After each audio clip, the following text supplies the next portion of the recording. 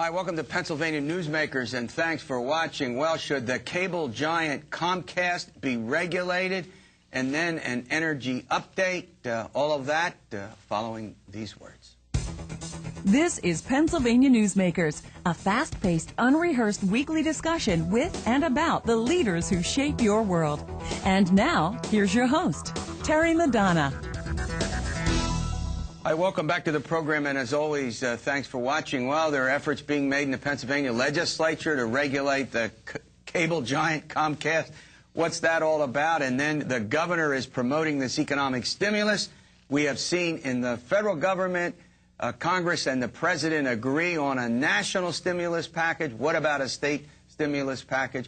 Joining me to talk about that and more is Ben Simmoneau, a reporter with WGAL in Lancaster and Harrisburg, Pennsylvania, and as well Robert Swift is often a member of our panel of journalists from Times-Shamrock newspapers. Did I get that right, Robert? That's right, Terry. We always have a little debate on here, Ben, about you got a ton of newspapers up in the Northeast. They're pretty good papers. Scranton Times, Citizens Voice, Pottsville Republican Herald, Shamokin News Item. Something in Towanda, too, right? Towanda, the New Era. Doesn't get any better than that, does it, Ben? No.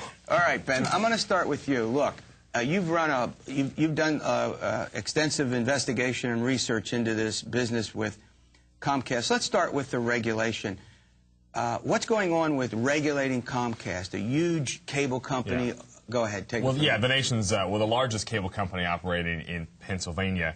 And there's actually a bill. Todd Eaches, Representative Todd Eaches, a Democrat from Luzerne County, from Robert's neck of the woods, proposed this bill last year. It's now starting to move forward. It's in the Consumer Affairs Committee, I believe. And what it would do, regulate not just Comcast, the cable industry we're talking about in general in Pennsylvania. The general argument that Representative Eaches makes is for a long time, all these other utilities, phone, electric, gas, have been regulated. So why not the cable industry, especially now given that a lot of these cable companies, through their broadband service, are offering phone service. So if the phone company is regulated, why shouldn't the cable industry be regulated? The bill has about, I think, about 12 to 20 co-sponsors right now.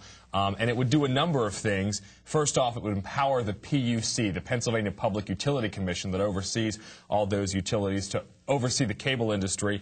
It would require some specific plans from cable providers to provide broadband to all areas of the state, even the most rural areas, broadband service. It would allow the state to look at some statewide franchising contracts, empower the state to do that, because right now the cable provider is picked by the individual municipality. Representative Eaches says he believes the bill would incentivize competition, if you will, by kind of laying out some framework and at the very least provide a forum for consumer complaints that doesn't really exist right now. If you have a complaint with your cable company, you have to go to the cable provider. The cable operators and the cable lobby in Harrisburg say, hey, we've done a good job. We've invested billions of dollars of our own money, risk capital, in spreading broadband across the state. I think they say it's between 85% and 95% coverage. And you have a forum for complaints in those local municipal governments. They say, we think the system works just fine. Don't mess with something that's not broken. Robert, look, you cover the legislature day in, day out, as Ben does. Look, a bill like this with a powerful lobby such as Comcast, I mean, Todd Eaches is no average legislator. As you know, he's a member of the Democratic leadership, right? Yeah, he's a House Policy Chairman for the Democrats. Now, this bill faces, you know, this is the kind of bill that's going to be around for maybe a couple of sessions, 3 or 4 sessions or more. Certainly in a divided House right now, with party control so tenuous, it would face a tough time. But this bill is more the, there was a bill in the previous session under the House Republicans that was more industry-oriented. This is more consumer-oriented, so you may have to, maybe it has to be a compromise at some resort. And this right now for a consumer, with a complaint against a cable company, you have the Federal Communications Commission, and that's very time-consuming and expensive for a consumer. Who goes to the Federal Communications Commission? I mean, there's a void there. So what you're saying is that even though, I mean, my sense about this, and both of you are closer to this than I am, is that there are more complaints about various aspects of the service. Am I right about this, Ben? Well, I think it's Comcast, especially in the central part of the state, has been in the news the past couple of weeks for bumping some channels around. They raised rates in 2007 twice in this area. And so there is some consumer dissatisfaction out there right now. The question is, are the satellite providers, is that enough of a competition right now?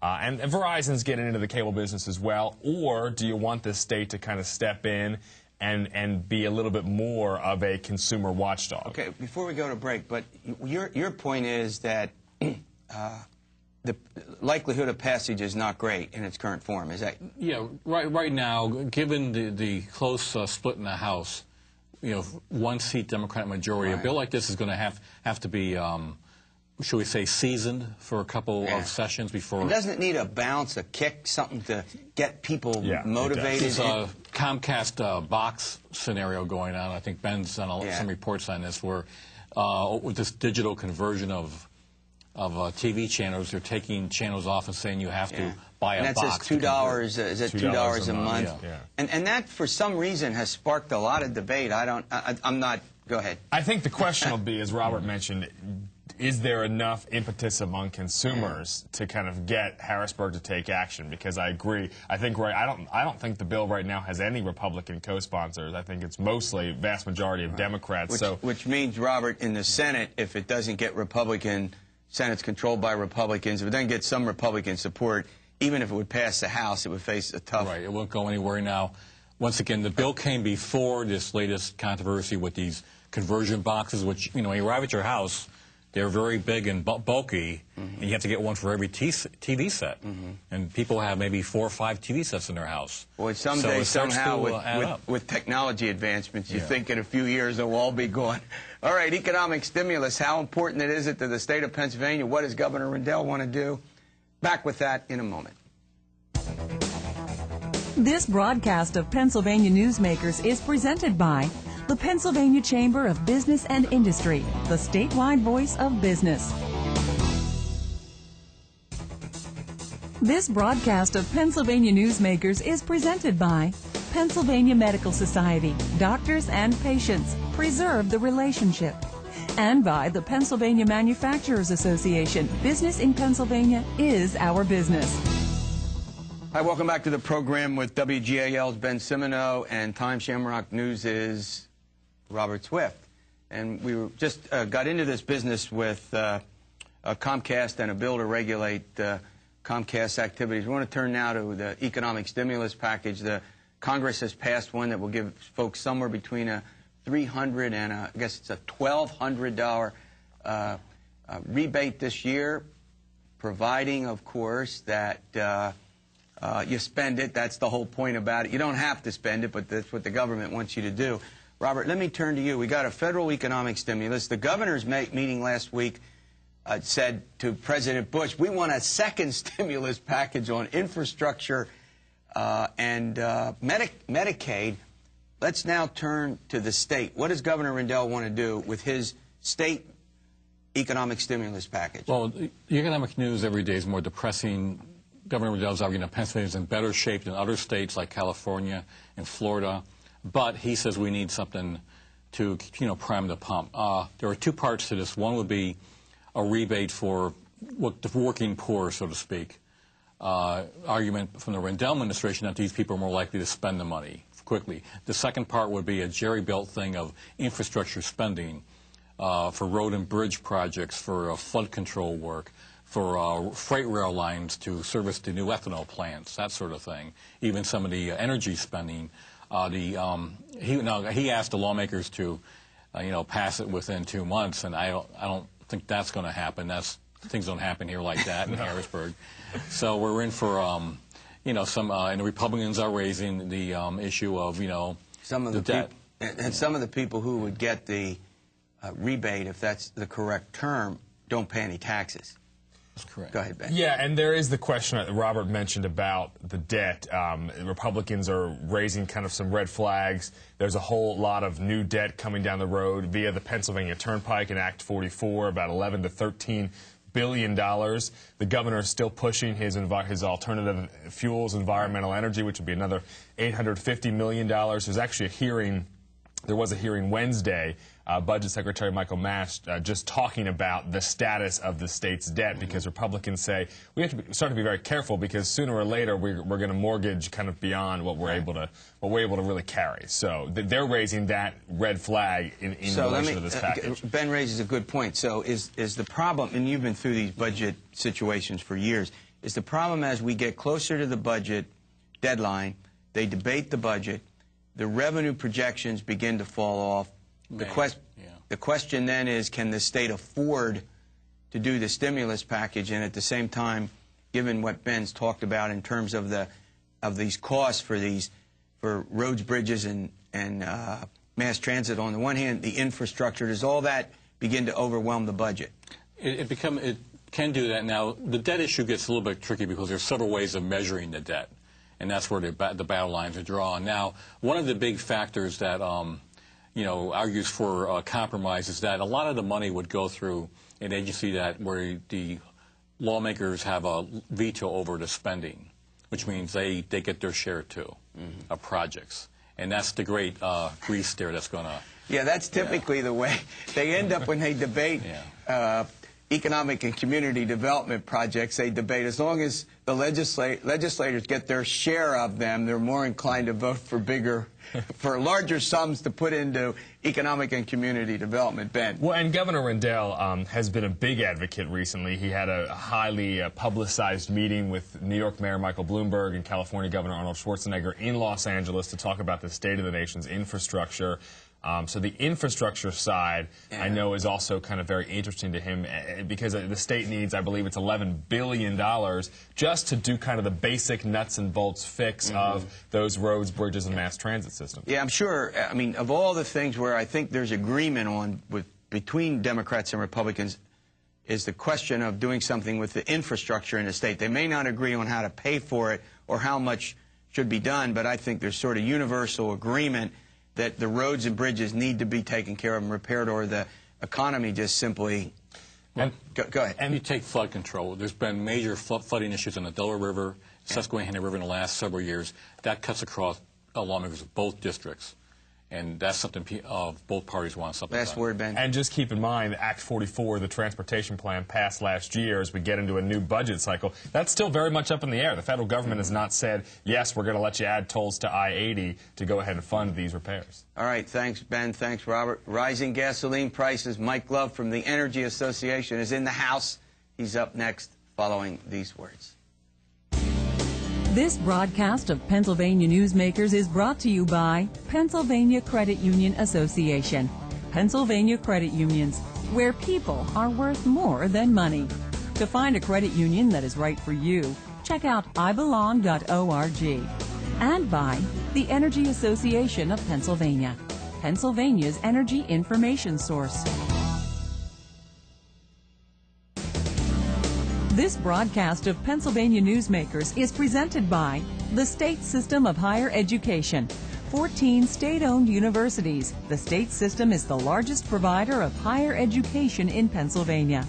And by the Hospital and Health System Association of Pennsylvania, working towards a healthy Pennsylvania. Hi, welcome back to Pennsylvania Newsmakers. Well, I don't think it comes as any big surprise that energy costs are not only up, but going through the roof. You look at the price of gasoline lately. Joining me to explain why, and that's always an important question, is Mike Love. He's president and CEO of the Energy Association of Pennsylvania. Michael, as always, welcome. It's good to be here, Terry. Thank you. All right, let's sort of review we know what the gasoline prices are, but maybe our viewers don't have a kind of the range of increases. Let's go through these and tell me what we're looking at here. Well, so far this year, from when we were here a year ago, heating oil prices have gone up 39%. And actually, people are now paying more for heating oil than they're paying for gasoline. That's the first time we've seen that phenomena. And again, both gasoline and heating oil are the drivers of most energy costs. And then as they continue to ratchet up, they bring everything along with them. Kerosene prices, many people heat with kerosene, 28%. Still no, see, I wouldn't have guessed that. I know natural gas, which you can talk about, but I would not have guessed about kerosene. Well, of course, I do politics and government. I don't do energy. That's why we have you here. Well, you do energy. kerosene, people heat with kerosene maybe 5% of your audience, okay. and that's up 28%. Gasoline prices, as you know, have gone up 36% almost overnight. Mm-hmm. And to show you how fast these things are moving, if we had done this show at the beginning of the month, I would have told you that natural gas prices had gone up 5%. Now at the end of the month, they're up 22% from where they were last year. Well, there's this inevitable question. I mean, in addition, you know, to the government going to step in and regulate, we know, and give you a chance to talk about 100 or so bills. You don't have to explain those we won't ask you to explain those in detail. But how does the average consumer sort of make sense? Now, we know over the past years, we talked about conservation and things, you know, that people ought to be doing in their own homes, you know, to try to preserve energy. But why is this happening?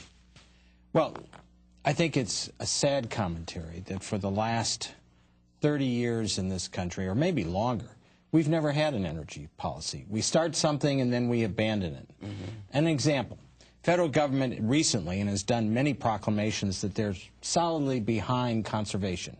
We want to encourage people to conserve. Yet, in the Department of Energy budget that's proposed for this year, they took out all the conservation funds, some $248 million that goes out to the states to help people conserve. Mm-hmm.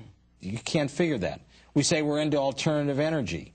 And, okay, so we're going down the road of alternative energy, and we rip out the tax credits that were supporting it, so then the price of those products goes through the roof. Mm-hmm.